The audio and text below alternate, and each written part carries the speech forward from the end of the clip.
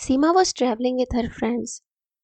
Along the way, she noticed vegetable and fruit stalls lining the road. She wanted to stop and buy something. She needed groceries for home. But she didn't say anything. She watched the stalls pass by, one after another, telling herself she would manage somehow. She could not bring herself to ask her friends to pause even for a few minutes. When she reached home that evening, there was nothing to eat. No vegetables, no fruits. She went to bed hungry.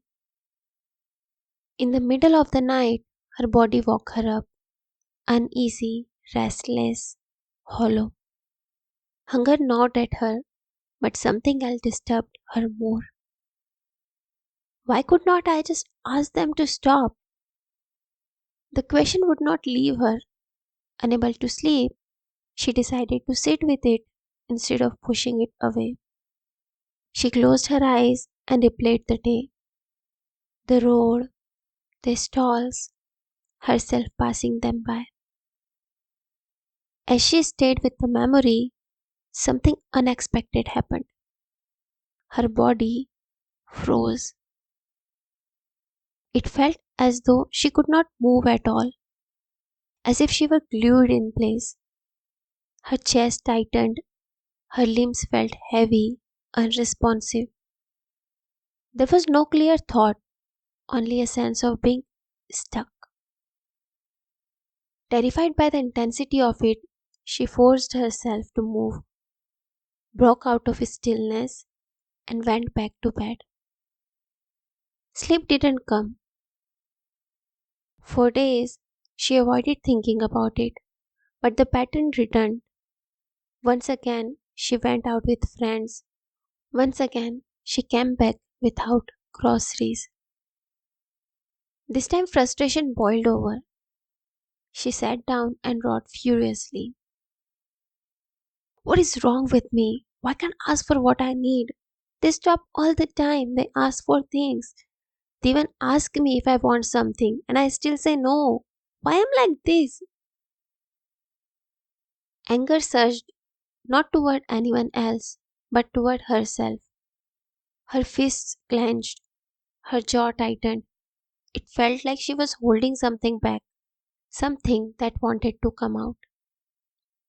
A few days later, she went out with her friends again. This time, exhausted by her own silence, she forced herself to speak. Can we stop? I need to buy vegetables. Her friends didn't object. In fact, they told her to take her time and said they would look around nearby shops. Outwardly, everything was fine, but inside, she felt it again. The same freezing sensation. Even though she had asked, her body had not missed it. This time, instead of turning against herself, she became curious. What is this freeze inside me? That night, she sat quietly and returned to the feeling, gently this time. As she stayed with it, a memory surfaced, not as a clear images or words, but as a knowing that slowly took shape. She was a child in a large supermarket, walking beside her mother. She saw a toy, beautiful, irresistible. She wanted it badly. She asked. Her mother said no. She tried to convince her. When that didn't work, she sat down in the aisle, clutching the toy, hoping her mother would give in. But her mother walked away. Fear surged, sudden, overwhelming. She looked around desperately, holding the toy tighter, tears spilling as she waited for her mother to return. Minutes passed. Then her mother came back and said sharply, if you insist on this, I'll leave you here, and this time I won't come back. Sima dropped the toy instantly. Terror took over. She ran after her mother, grabbed her hand, which was shaken off in anger. She followed silently behind. afraid to ask for anything again. The memory faded. Sima sat in the dark, sobbing, not as an adult, but as that little girl who had learned something vital that day. If I ask for what I need, I might be left behind. Suddenly, the freeze made sense. When she was with her friends, her body was not in the present. It was back in that supermarket aisle, afraid that asking would lead to abandonment. She cried through the night. The next day, she made plans to go out again. This time, she prepared herself differently.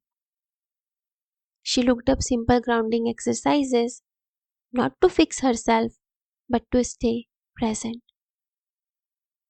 When the familiar situation arose, she asked again.